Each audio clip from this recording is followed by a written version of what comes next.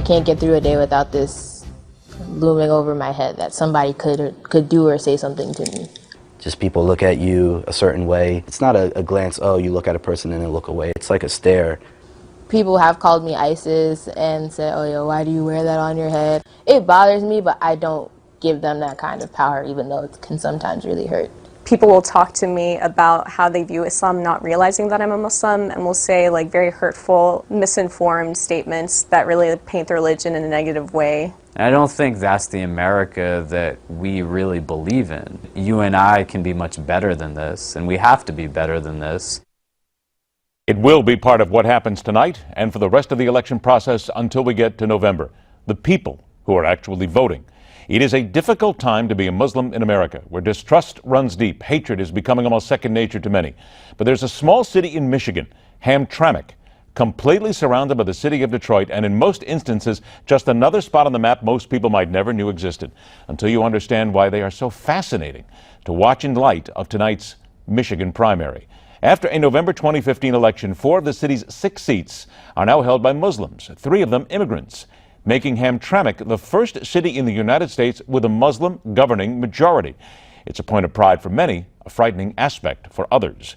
We have this and much more to discuss. Let's welcome back the founder and president of the Republican Muslim Coalition, Saba Ahmed, joins us. Saba, always a pleasure to get a chance to talk with you, and it's interesting that we talk tonight. Michigan is going to get its chance to vote. Hamtramck is sitting right there, ground zero in many ways for what is now the election process in America.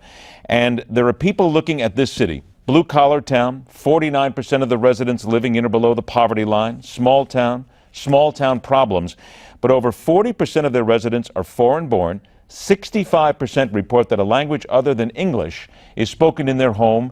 So do the American people, the American electorate, and the people who want to become president need to understand that this is the future of America. This is still where America comes from, with people from other languages and other places who are going to be making the decisions come November.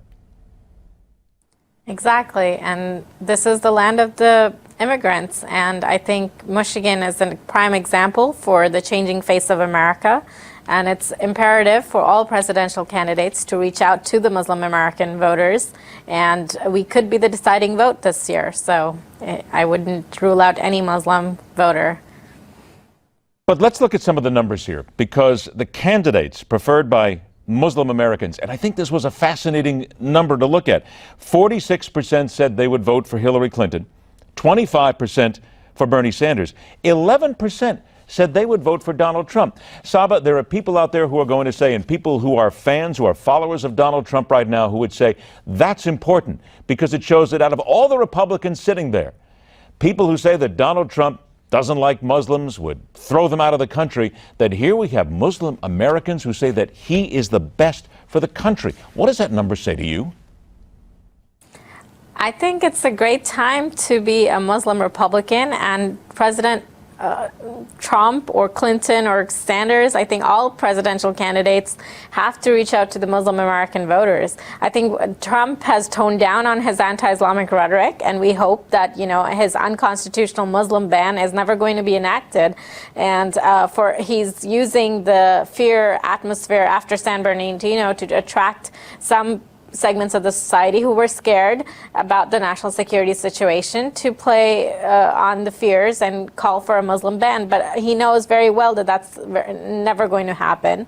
And it's unconstitutional, blatant religious discrimination. So we are looking beyond that. We're more excited about his campaign because of his economic policies. We like his business background, his business skills, and we hope that he can turn around the federal budget crisis and hopefully turn this country around. We have many Muslim Americans who are very excited about his campaign, and we hope that he will be reaching out to Muslims. Is that just it, maybe, Saba, that at some point the media, other people, detractors of Donald Trump need to say, wait a minute, at the end of the day, it's his business acumen that has Muslims wanting to vote for him? Because Muslims, like anybody else, Muslim Americans, immigrants here, whatever, they want jobs. They want good places for their families. They want places where their families can live, eat, sleep, breathe, and basically enjoy the American dream. That's what's important. But here's the question that we would still ask then. Why do the other candidates then not speak to that? Because it would seem between Marco Rubio, Cruz, Kasich, they also want those same things.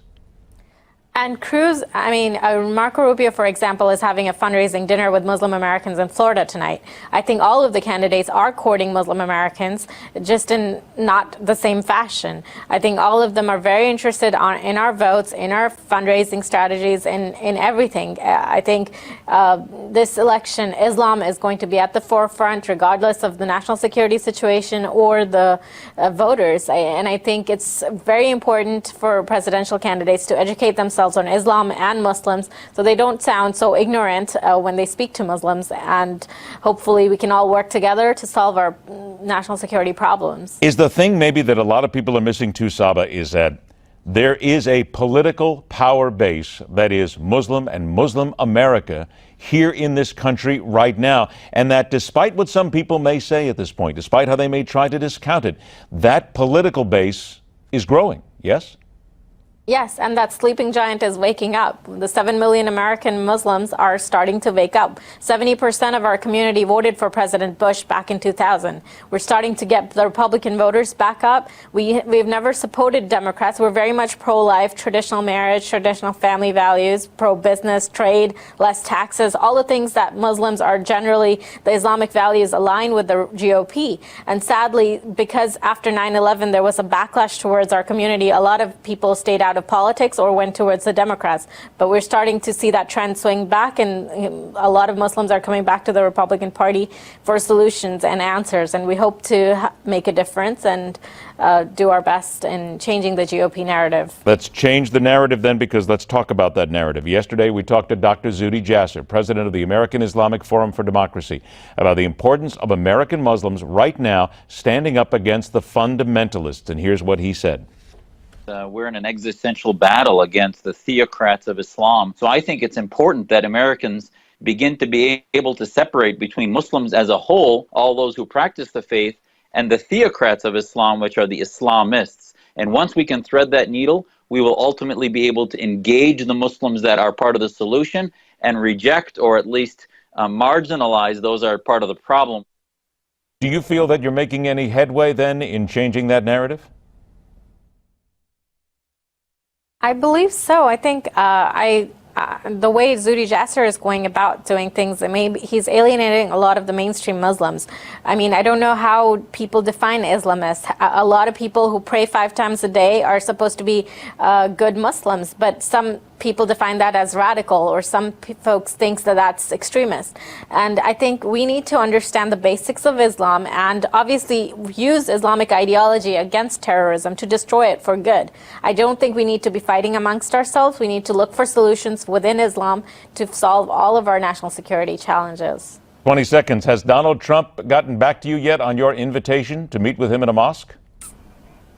He has. I've been talking to his campaign manager, and we hope to have him meet with Muslim community. And hopefully right now he's with his travel schedules and all the primaries and stuff. They haven't pinned down a date, but we hope to host him very soon. But you are going to pin him down and not let him get away from this, yes? No, we won't. I did not think so, because you have always been someone who will stick to her guns. Saba Ahmed, it's always a pleasure to talk to you. Thank you so much for joining us. We'll speak again. Well, it would seem to be the fastest growing faction of voters talking about Donald Trump, and that is not always a good thing for the Trump campaign. We'll get to that next when we continue right here on this special edition of the Hardline America Votes 2016 as we ready for the polls to start closing.